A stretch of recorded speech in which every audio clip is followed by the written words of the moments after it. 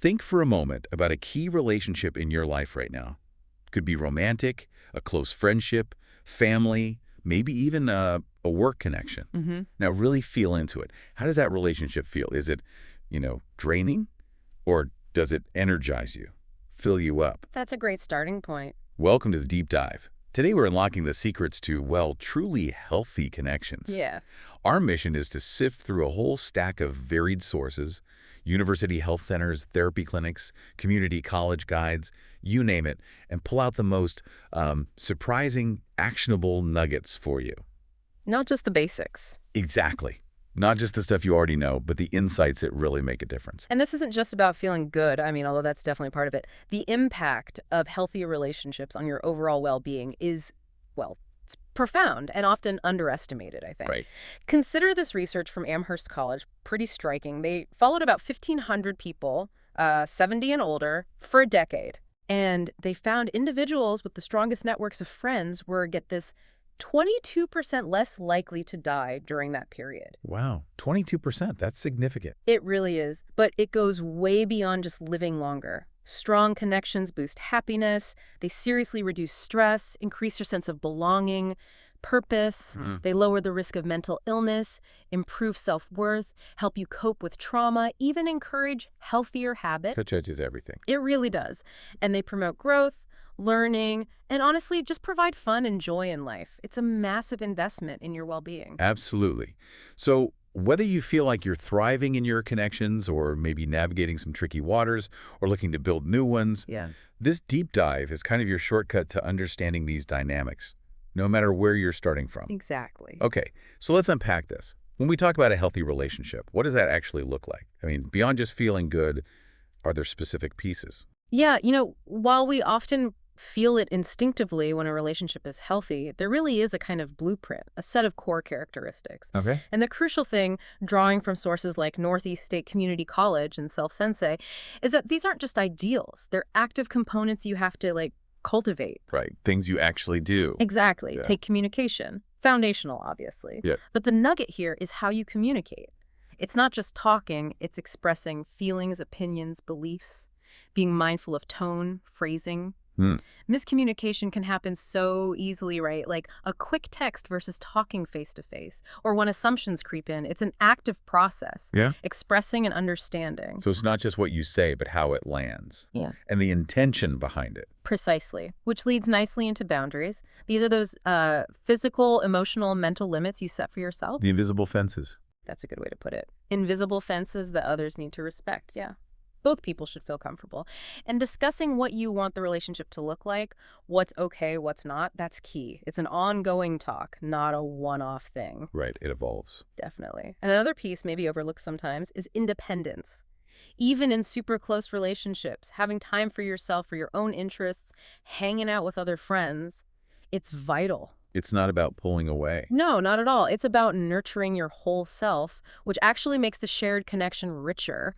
I mean, even having designated alone spots in a shared home can help. Huh, that's practical. Totally. Then you have consent. And fundamental. Uncoerced permission for any interaction.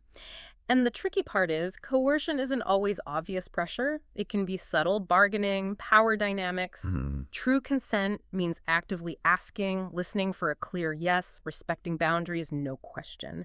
And trust the bedrock. Confidence in each other. It creates safety for vulnerability. And that's earned, right? Absolutely earned. Through consistent honesty, reliability, integrity. Which leads right to honesty. Essential for open communication, letting you express feelings, concerns, without fear. Okay, so we've got communication, boundaries, independence, consent, trust, honesty. What else? Well, equality is big. Each person has an equal say. You listen to each other, respect boundaries, and support compassion, empathy. But here's a nuance. You also need to recognize your own needs and set boundaries around giving support so you don't burn out. Good point. Can't pour from an empty cup. Exactly. Then responsibility. Owning your mistakes or hurtful actions, not blaming. That builds trust and honesty. And really important, healthy conflict. Healthy conflict. Seems like a contradiction. It can sound like it, but disagreements are normal, unavoidable even. They can actually be healthy if handled well. It's about communicating feelings and opinions respectfully, kindly, not dodging the hard stuff. So conflict isn't just managing problems, it's maybe using them to grow. Exactly right. And underpinning all of this, the absolute non-negotiable is safety. Physical, emotional, psychological. Without that, none of the other stuff, communication, independence, it's just not possible. Makes sense. And finally, let's not forget fun. Relationships should add to your well-being, make life more enjoyable, not diminish it. That's a good reminder. It should feel good most of the time. Absolutely. And if you look at the bigger picture, all these things are deeply connected. Self-Sensei points out how, say, open communication relies heavily on trust and honesty. Right. So if you strengthen one area, like working on your communication, it can boost trust or improve support, kind of a positive ripple effect.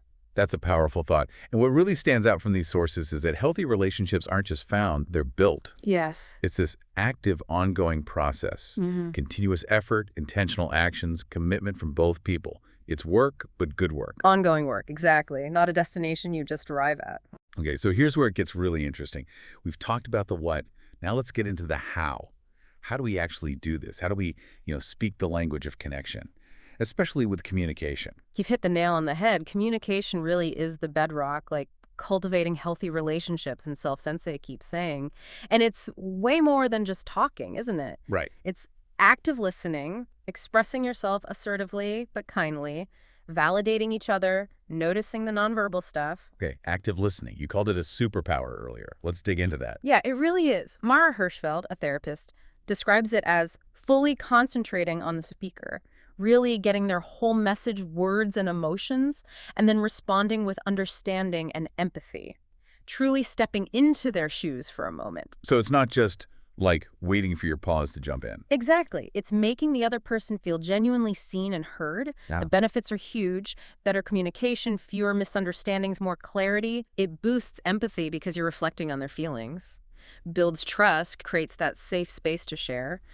Reduces conflict because you can actually find solutions together. And often, it deepens intimacy. Intimacy, too. How does that link? Well, some studies, like in the Journal of Sex Research, show a strong link between communication satisfaction, feeling heard and understood, and sexual satisfaction. It's all connected. Interesting. Okay, so how do we actually practice active listening? What are the tips? Hirschfeld and Utah State University offer some great practical advice. First big one. Give your full attention. Put the phone down, turn off the TV, make eye contact, listen carefully, and try not to interrupt. Sounds simple, but man, it's hard sometimes with all the distractions. What's next after just paying attention? The next technique is, paraphrasing, repeating what they said in your own words just to check you got it right. It's like, okay, so if I'm hearing you right, you're feeling really overwhelmed with the chores and kind of wish I'd chip in more. Is that about right? It clarifies, plus it shows you were listening. Gotcha. That feels respectful, too. Totally.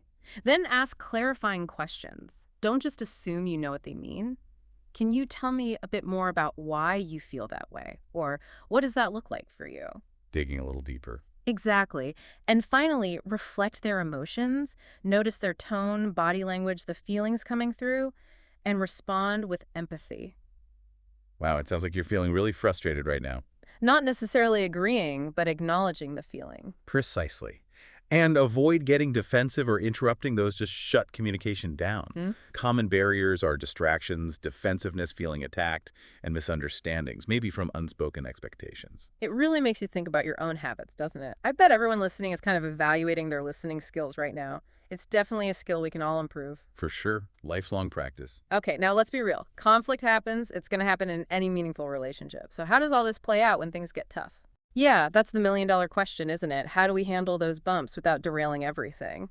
The really interesting insight here from sources like USU and Self-Sensei is that conflict isn't automatically bad. Right. You mentioned healthy conflict earlier. Exactly. It can be a positive sign, believe it or not. It's not about avoiding fights. It's about handling them well. Conflict often points to unmet needs, different perspectives, and it's a chance to grow, learn about your own triggers, improve communication, build empathy. So it's an opportunity if you frame it right. Absolutely. And your mindset going in is huge. Self-Sensei conflict talks about shifting from blame, whose fault is this, to understanding, okay, what's actually happening here? How can we both get it? Focusing on the problem, not the person. Yes. Attack the issue, not your partner. Be curious. Genuinely want to understand their side. Assume positive intent, at least to start. Assume they're not trying to hurt you deliberately. And commit to finding a solution together, not just winning the argument. It's like being teammates against the problem instead of opponents against each other. Beautifully put. And Relational Wisdom 360 illustrates this danger with their slippery slope idea. How easily conflict escalates if you don't handle it wisely. Okay, tell me about that. Well, they describe escape responses like denial, pretending there's no problem, or flight running away, withdrawing, quitting a job, divorce. These just delay things. They've avoided. Right. Then there are attack responses, trying to control people through verbal attacks, gossip, even physical violence or litigation. These obviously damage relationships. Yeah, that's true.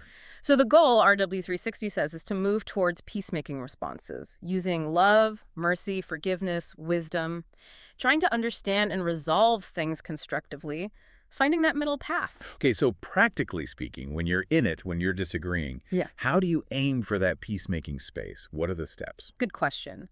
First, try to choose your moment. Yeah. Avoid stressful times, hungry, angry, lonely, tired. HLT. Exactly. Maybe signal gently first. Hey, can we talk about something later when you have a sec? It's been on my mind.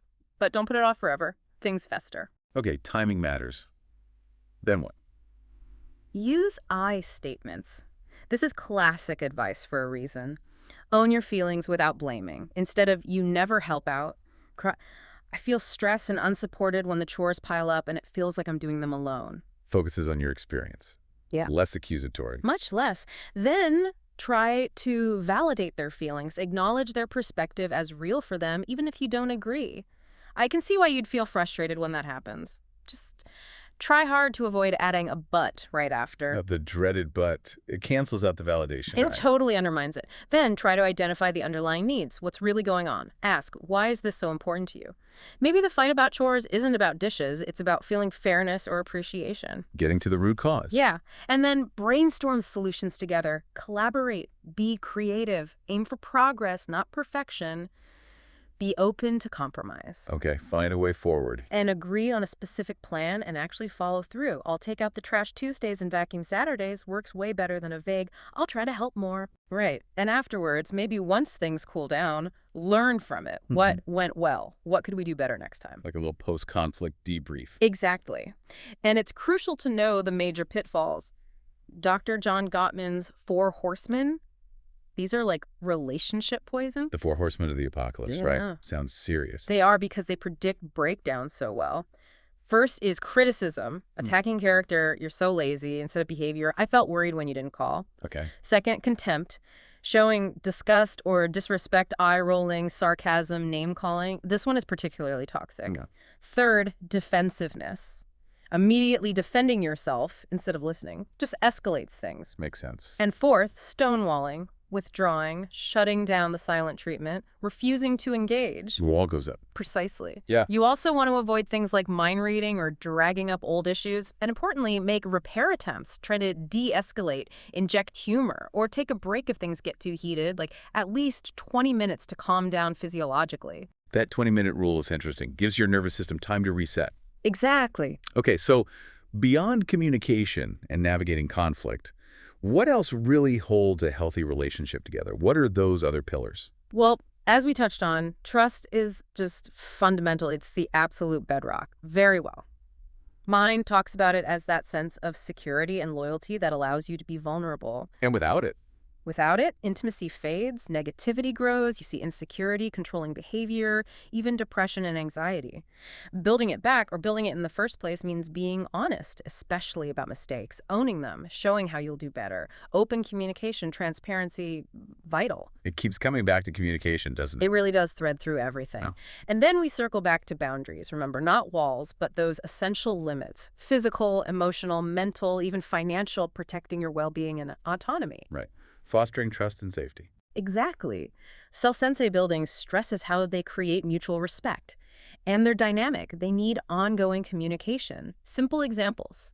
No means no, respecting privacy online, agreeing not to yell, communicating when you need alone time. Things that show respect for the individual. Precisely. Which leads to another pillar, shared values.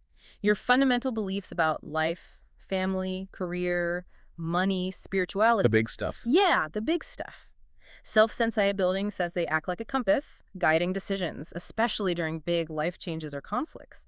Psychology today even suggests talking about values maybe by the fourth or fifth date in dating. That early. Well, you don't need perfect alignment on everything, but understanding and respecting the core differences is crucial. And interestingly, Relational Wisdom 360 points out the golden rule, treat others as you want to be treated, is basically a universal value found everywhere and super effective in resolving conflict. Treat others. Yeah. Simple but powerful. Incredibly.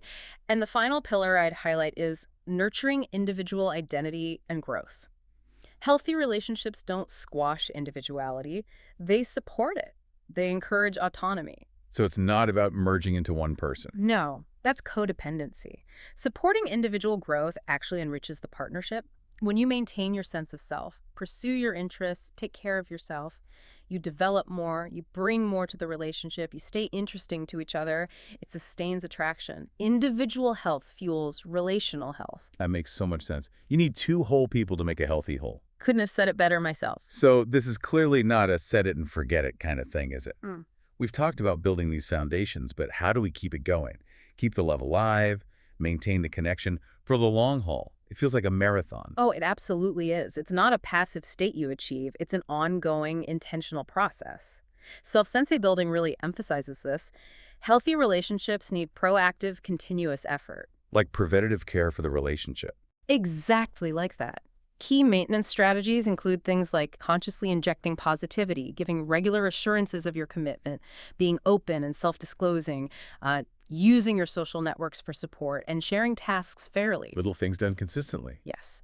And a really powerful tool for this is having regular check-ins.